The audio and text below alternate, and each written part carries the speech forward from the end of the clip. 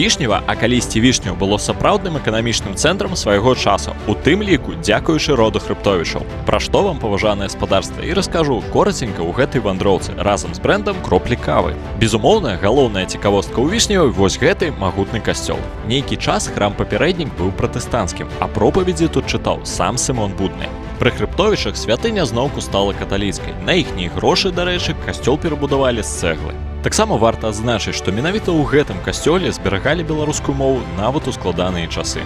За гэта вялікая пашана ксяндзу Уладыславу Чарняўскаму, які, дарэчы, пераклаў Біблію і катэхізіс на нашу мову.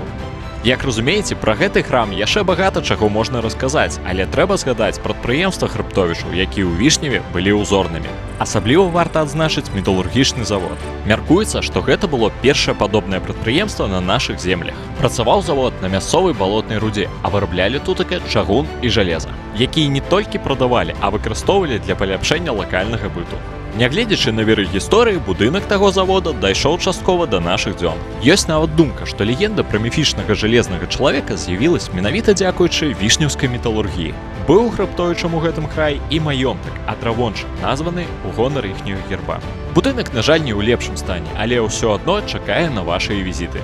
Ну і на гэтым Вішнева не перастае здзіўляць. Тут можна паглядзець праваслаўную царкву, месца, дзе нарадзіўся былы прэзідэнт Ізраіля Шымон Перас, яўрэйскія старыя хрысціянскія могілкі. А яшчэ ушанаваць памяць выбітнай беларускай паэтэсы Канстанцыі Буйло.